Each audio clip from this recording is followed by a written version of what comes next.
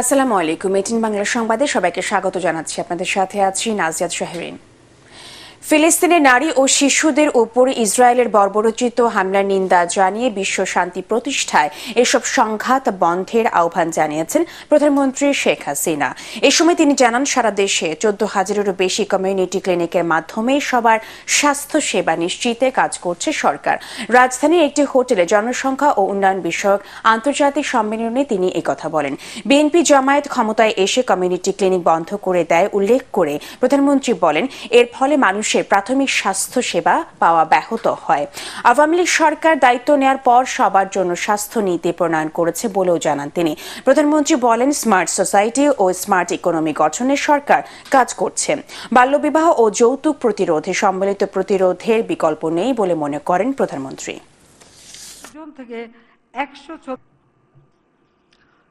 বাংলাদেশে আশ্রয় নেওয়া মিয়ানমার থেকে জোরপূর্বক উচ্ছেদকৃত রোহিঙ্গা জনগোষ্ঠী এবং ইসরায়েলের গণহত্যা ও আগ্রাসনের ফলে নিপীড়িত ফিলিস্তিনি জনগণের কথা। বিশেষ করে বিপুল সংখ্যক নারী ও শিশু ফিলিস্তিনে আজ প্রয়োজনীয় চিকিৎসা ও স্বাস্থ্য সেবা থেকে বঞ্চিত। প্রতিনিয়ত জীবন মৃত্যুর সঙ্গে তারা লড়াই করছে। আমি আশা করি জাতিসংঘ সহ অন্যান্য আন্তর্জাতিক সংস্থা সেখানে সকলের জন্য, বিশেষ করে নারী ও শিশুর জন্য প্রয়োজনীয় স্বাস্থ্য সেবা নিশ্চিত করতে আরও কার্যকর ভূমিকা পালন করবে। আমরা যুদ্ধ চাই না, শান্তি চাই। কাজে এই সমস্ত সংঘাত বন্ধ হোক, সেটাই আমরা কামনা করি। খাগড়াছড়ি ও রাঙামাটিতে ইউপিডিএফ এর ডাকে আধা বেলার সড়ক অবরোধ চলছে। চিটাগং হিল ট্র্যাক্স রেগুলেশন বা 1900 সালের পার্বত্য চট্টগ্রাম শাসন বিধি বাতিলের ষড়যন্ত্রের প্রতিবাদে ইউপিডিএফ এর ডাকে সড়ক ও নৌপথ এই অবরোধ চলছে। সকাল 6টা থেকে শুরু হয়ে অবরোধ চলবে দুপুর 12টা পর্যন্ত।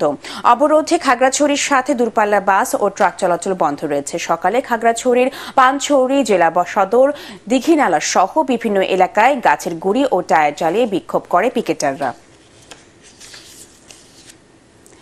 সাভারের মজিদপুর এলাকায় এক পোশাক শ্রমিকের ঘরে ঢুকে ধর্ষণ করেছে সুমন নামে এক সবজি বিক্রেতা। এই ঘটনায় অভিযুক্ত সুমনকে গ্রেফতার করেছে পুলিশ। ভুক্তভোগী পোশাক শ্রমিকের মা বলেন, ওই বাড়িতে তাদের পরিবারের সাথে থাকেন মেয়ে ও জামাই।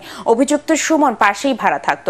গতরাতে জামাই নাইট ডিউটিতে থাকায় সুযোগে কৌশলে তার ঘরে ঢুকে তার মেয়েকে জোর করে ধর্ষণ করে সুমন। ভুক্তভোগীকে স্বাস্থ্য পরীক্ষার জন্য ঢাকা মেডিকেল কলেজে ওয়ান স্টপ ক্রাইসিস সেন্টারে পাঠানো হয়েছে। খেলার খবর। ডাবলিনে তৃতীয় টি20তে আয়ারল্যান্ডকে 6 উইকেটে হারিয়ে 2-1 এই সিরিজ জিতেছে পাকিস্তান। ক্যাসেল এভিনিউতে টস হেরে ব্যাটিংয়ে নেমে 7 উইকেটে 178 রান তোলে স্বাগতিকরা।